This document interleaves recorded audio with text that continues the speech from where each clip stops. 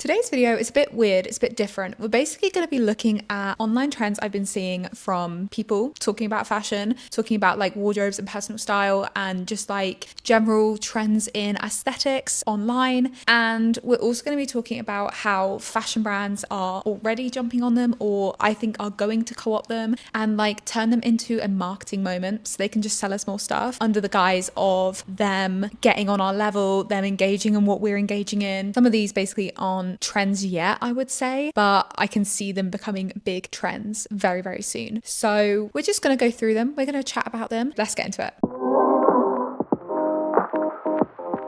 Before we do, welcome back to the channel and podcast. This video is kind of a mix of a normal video and a podcast episode. So wherever you're listening, welcome. Make sure you're subscribed and you follow me on all my other social medias if you want to. Before we get into the video, actually, I do have a couple of updates. Basically, I've expanded to 2 new places on the internet that you can reach me on and like get involved in the conversations going on there. One is the Instagram group chat that has a great name, but it's really fun. And we're just sharing like, like little tidbits, what I'm doing with work right now, kind of asking for your thoughts on just like random pieces of news that I'm not necessarily putting in videos, but kind of are around fashion and sustainability. And 2 is Patreon. A lot of people were asking me whether I had one or not, and I was going back and forth about whether to do one and what I should do. But I do feel like it's a way for me to potentially just continue to limit the amount of advertising I have on my channel. I'm not saying that I am never going to do advertising or sponsorships for my YouTube video, but this kind of supporting of my work will definitely help me limit the amount I do and turn down the brands that I definitely don't resonate with, because it's so important to me that I get it right when I do work with a brand, but that also comes at the cost of not really supporting my work. So I feel like this is a way to potentially get the best of both worlds. I'm hoping to share like behind the scenes content on there, extra videos, potentially a learning to sew series that kind of scares me a little bit because it means dedication to sewing,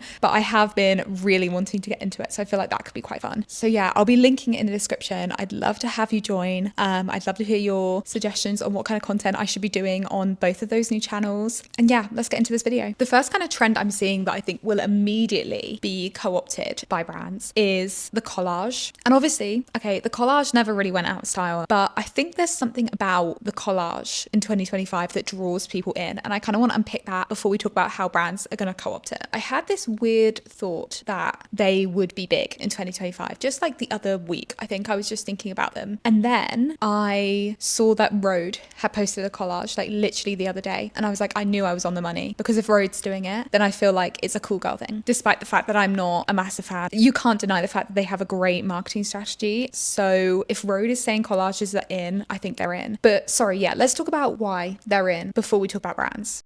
Maybe it's the messiness of a collage, the fact that it's almost the opposite of like very minimal, clean, bare aesthetics that we've been seeing all over TikTok and all over brand messaging, because they're obviously obsessed with quite luxury. Like a collage is messy. It's, cut and paste, or it's like layered. There's density, there's texture, there's interest there that you just don't really get with like a very minimal, clean girl look. And I think because so many of us have got a bit fatigued with this like minimal, monochrome aesthetic from quiet luxury and from clean girl and from the like macro trend going on social media right now, I feel like this has lent into the rise of the collage. Maybe from a consumer point of view, the collage aesthetic is rising because more of us are leaning into the idea of like complexity in our lives, and this is kind of bringing back to like the personal style discourse, the hobby discourse, the rise of the indie fashion magazine, and like the emphasis on literature aesthetic that brands have been leaning into as consumers lean into wanting to appear more well-read, and like the hot girls can read vibe. I feel like all of this leans in really well. Like I know that really big trending aesthetic recently of having like a dual POV camera for your Instagram story or your TikTok. That I think was trending because it was like the story behind something, or like a second look at something, or like an alternative view. And I feel like a collage is just elevating this into even more points of view, even more ways of capturing not just your outfit, but your life, your aesthetic, everything that happens around your your outfit that makes your own life interesting and like full. And I keep coming back to those TikToks that were like, in order to have personal style, you need to have hobbies and you need to have a life, and your life needs to have texture. I feel like these collages are a way of showing that your life has texture. It's kind of the same thing in my mind, and walk with me here. Like, the slick back bun has been replaced by the messy updo on TikTok, and everyone wants to know how to do the messy updo now. And now it's like the slick minimal picture on Instagram might be replaced by the collage and like the messy textured like glimpse into many areas of your life. I feel like these are the two same things for me. I don't know if you agree. I don't know, you might just be like, look, it's a collage, like stop looking into it so much. But I love looking into it this much. I love drawing links and like thinking about alternative theories for why something's trending. I don't just like saying like something's trending because it's trending. Like, yeah, sure, sometimes maybe some things are trending because they're trending, but isn't it more fun to think about why something's trending, like all the different like little points that led up to this now aesthetic being the one that's in? I don't know, I love doing that with my spare time, and I assume if you're watching this video and you subscribe to the channel, then you do too. So in terms of how I think brands will co-opt this and brands will turn this into marketing, I feel like brands will be using this to world build, kind of like showing loads of people wearing the same outfit in multiple different ways to show its diversity, to show how investable it is, kind of like Ro did with the phone cases, like showing so many different girls wearing it and like having it in their everyday lives. It feels very like parasocial in a way, if you get what I mean by using that word with this context. Basically, to me, it's a way of brands being able to attach a personality or a subliminal message to just like basic clothing so that we're convinced to buy it because we've picked up on these messages and because we picked up on these personalities without them even having to say something. And the concept is troubling, but I do love the aesthetic of a collage, so it's hard to completely disown it. But I do think we have to be careful again about reading these subliminal messages as always, and that's why I like talking about these things, because I think if we're aware of what brands are doing, then it's so much less likely that we'll fall for it, and more of us can just like spot it in the wild. Like, the amount of people that now send me examples of brands using like food sensory marketing, because I did that one video, is insane. I get at least like a message a day. So yeah, I feel like once you know, you can't help but see it. And in this instance, it's going to be the collage, mark my words. Okay, but kind of linked to this, I think is really interesting and really big news, actually. I think this is like a really quite important shift in TikTok and trend culture. So like, listen up. Is apparently there's a new way fashion trends are being created. So I read the Substack Pattern Recognition. I've spoken about it on the channel before. I highly recommend all of you sign up because it's so interesting. But Beth did a recent post titled The New Architecture of a Trend, I think it was. Basically, the post focused on this one TikTok and how it was introducing a new way of creating a trend. Not someone sitting in front of their camera telling the TikTok void that this is the new trending aesthetic and this is what people are wearing and this is exactly how to do it, but sitting in front of a camera and describing this very like vague idea based on a couple of different pointers, but then asking the TikTok community to help them flesh out the aesthetic, to help them flesh out the lore around this new mermaid mother core, I think she called it, co-creating and live concepting a trend, as Beth puts it in her newsletter, is I think a genius move in getting people over the trend fatigue that's kind of been talked about in 2025 especially, and you know, kind of a rebuttal to the fact that people are saying microtrends are out, cores are out, like everyone's moving to quiet luxury. I feel like this is now a way of drawing people back in and evolving the TikTok core. Obviously, despite my personal feelings to the general like core trend aesthetic and how it just encourages overconsumption and stops you from finding your personal style or just encourages you to pick up a new personality, I think it's definitely an interesting development in trend culture. So I feel like we have to talk about it despite our personal feelings. The reason I think this works is because it's so personal to the people that get involved. You're not being told what to do. You're not being told this is the person you're going to be for this summer. It's like, let's all creatively co-construct something that makes us feel as though we're like super involved with it. We have a personal connection to this core, and almost like a way to win the game if your law is accepted. Like if everyone agrees, yeah, actually she does drink drink gin martinis. Like you're a founding father of this movement, and that's super exciting for people. I kind of wonder if this trend of workshopping a trend kicks off, whether brands will turn it into a reason to bring consumers into their creative processes more. Brands had a real heyday with like the 5-minute trend cycle, with the like constant core TikTok, and they might want to find a way to bring it back since it's such easy money for them. The clothes are so disposable. So I feel like they're going to want to jump in on this if they can. And it's almost going to be an evolution from firstly brands telling us what was on trend to what then evolved into TikTok telling brands what we want to buy, to now the final evolution being consumers and brands working together. It's more of a partnership. It's more of a collaboration between the two. And this is how I think it's going to work.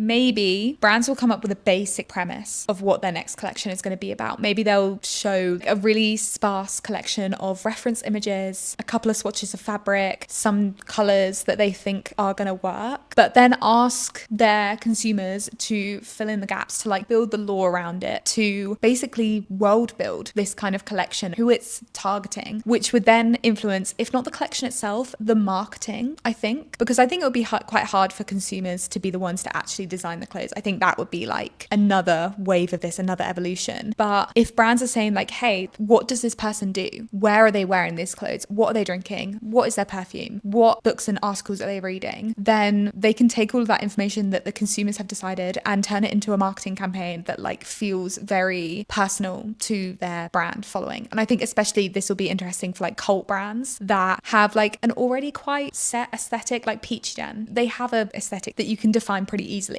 and their consumers know that aesthetic pretty well. So if they were to come out with like the bare bones of something and say like, hey, finish this off for us, I feel like consumers could do that in a way that's very successful for Peachy Den and creates a personal tie for their following. Does that make sense? I don't know, let's think of an example. So say brands become obsessed with shift dresses. Like they think shift dresses are going to be the thing that they do for their next collection, but they're yet to decide on color, texture, fabric, and they need to like fill this out. Maybe they go to their consumers and they're like, who do you think's wearing a shift dress? What kind of vibe is this? What kind of vibe do you want for SS25? People come back with like Barcelona girl. They're like, SS25, it's all about the Barcelona girls. She's wearing a shift dress. She's got the Miu Miu glasses. She's drinking sangria. This is a generalization, but also when I was in Barcelona, all I did was drink sangria and it was amazing. So maybe I'm just projecting my fantasies onto this.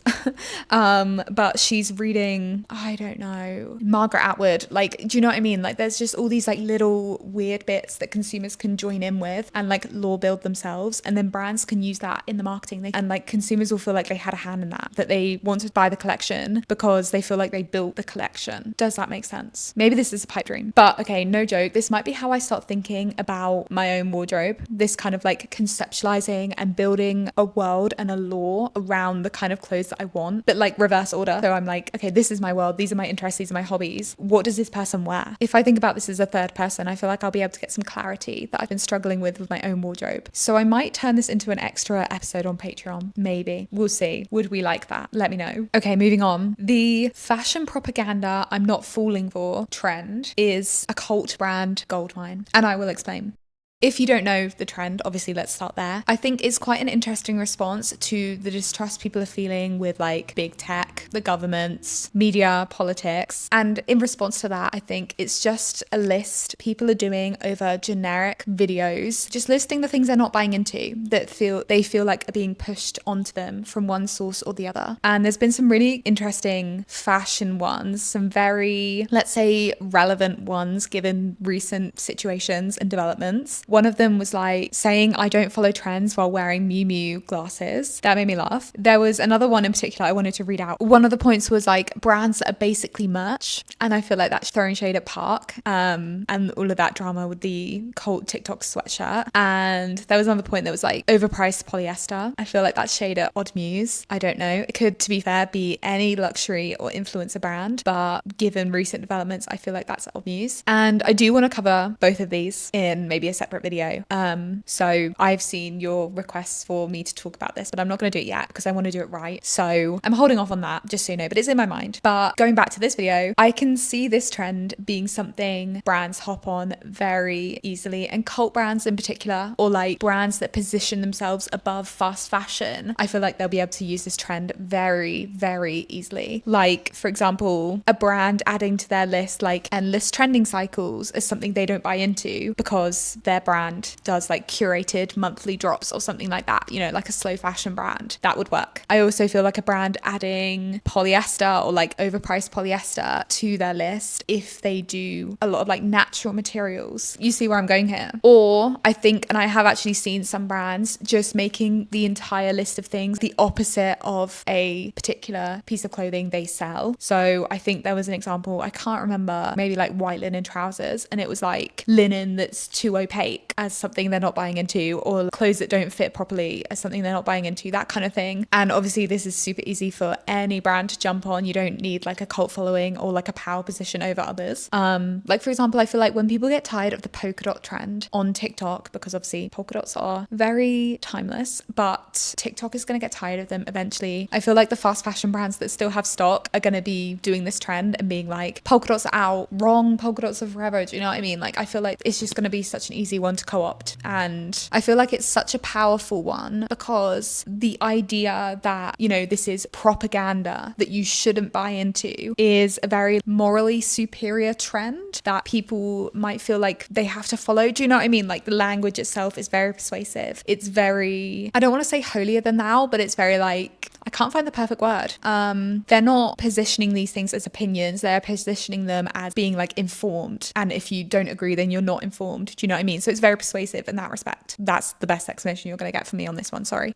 With that, we move on to the last trend, which is closet and estate sales being the new fashion playground. Everyone seems to be talking about closet sales being hosted by celebrities, influencers, stylists, and even like smaller influencers, substackers, people not with like the biggest audience, but like a very like niche, dedicated following. And they're becoming increasingly popular, especially I think on TikTok, because not only are they really fun and like community led and like people can go along with their friends, but because I think the clothes themselves kind of have this like aura of having a history, you know, like you haven't just sourced this from Zara, you've sourced it from a closet sale. It's almost a one-off piece, or like most likely archival designer, and you know, it almost adds just a layer of like cool girl to your outfits. And I think it's almost the like new let's get coffee and go thrifting scenario, because obviously thrifting, there's been some issues with people talking about the lack of quality recently, and I did a video about this, and I feel like estate sales and closet sales are almost another avenue people are going down because they don't want to thrift, they don't want to like sort through loads of racks, they want something very curated, very synonymous with the certain person's style that they're going for. I think it's more than just like a collaboration or a curated edit of a brand collection that we've seen in the past from like so many brands, because obviously there's this personal element that it's their style, that these are their pieces that are actually from their wardrobe, but it's also like you're getting a glimpse into this person's life. Like it might actually be hosted in their home, or it might be hosted in another like random place, but you're connecting these clothes to what you've seen on their Instagram. Like you're seeing almost behind the scenes of their life, if that makes sense. We know from the recent hype around pop-ups that people will queue for hours if the like hype is big enough around the event. And I also feel like they'll buy without thinking in these kind of scenarios, because it will be a very like buy it as soon as you can before someone else takes it, or like before the sale closes down mentality, without maybe being able to stop and think about how it works in your wardrobe or how you would style the piece. Like I feel like there's a lot of room here for impulse shopping. And don't get me wrong, they can be obviously sustainable events because they're centered around keeping clothes in circulation, because someone else is going to be taking away your clothes and wearing them again. But I do think it blurs that line between parasocial relationships and shopping that influencer brands particularly are quite bad for. I feel like this is just another like branch of this. And as I said, I feel like it can lead to some impulse shopping or just like bad decision making, because there's this this like added element to the clothes, this added desirability, this added parasocial element that makes it become more than just about the clothes. But I do think it's a cool thing, and I would like to go to one, and I can immediately see brands jumping on this trend. Maybe this will be done by brands teaming up with like big names like influencers and celebrities and offering to host their closet sales in the brand store, and maybe also ask the big name to do a curated selection of the brand's collection at the same time, so people can either shop their wardrobe or shop their picks, or like the picks that look like the vibe of the rest of their wardrobe. I can imagine influencer brands with a big name behind them would have a much easier time with this, because you could just get the influencer to do their closet sale in your store, and also their favorite pieces from the collection, or just like basically the entire collection is already their vibe. So, you know, if people get disappointed with the closet sale, like say everything sells out really fast, you could just be like, well, my pieces were the inspiration for the collection's pieces, so just go shop that. But however brands do this, I do think that they are going to be buying into this. I mean, we've already seen the rise of sample sales getting bigger and bigger and like an event in their own right for brands. So I just feel like a closet sale, or as close as they can get to a closet sale as possible, is just another avenue of, you know, like unsold stock, or of like building the hype around an IRL event, and another like community driven tactic. I don't know, but I was listening to the Vogue Business podcast. I think it's called The Run Through with Vogue, and they were talking about their recent vintage market that they held in New York and all the celebrities that came, and how buzzy the event was, and how many people were just like grabbing things and like picking things up as soon as someone else put them down. And like they teamed up with so many celebrities to do their closets, like I think it was Kendall Jenner and Cindy Crawford and Katie Holmes and Anna Wintour, and clearly that was enough to bring, you know, actual celebrities out of their home. I think like Law Roach was there shopping for Zendaya. Like even celebrities are not immune to this hype around a closet sale of a big enough name. So I feel like brands will definitely have been paying attention to this, and we'll definitely see more events for consumers to do this, because consumers ourselves are already doing this. Like people are already hosting their own wardrobe sales without brands. So I feel like brands will just like get involved, sponsor one, host one. Do you know what I mean? It's an easy way for them to jump on this community buzzy hype. So I think with that, that's all of the like recent trends that I wanted to talk about, because I think that not only they're interesting consumer trends, but I think brands will immediately be co-opting them and trying to like monetize them and turn them into more marketing. So yeah, those are the ones I've seen. I feel like Patreon could be quite a good place for me to do like little mini updates on all of these videos with all of your comments, because I feel like I'll do a video right now and I'll post it to YouTube, and I don't want to do a follow-up video because I don't have enough material. I almost just want to do like a 5-minute little, this is what people said, this is what people said, this is how I reacted to it. I feel like Patreon could be a really good idea for that, and I'll do like popular video updates with more examples or like further thoughts. So let me know again if you want to see that kind of stuff, or what else you want to see. Join it if you want to see that stuff and support my work. And with that, I think I'll call an end to this video. Thank you so much for watching, and have a lovely day. Speak to you soon. Bye.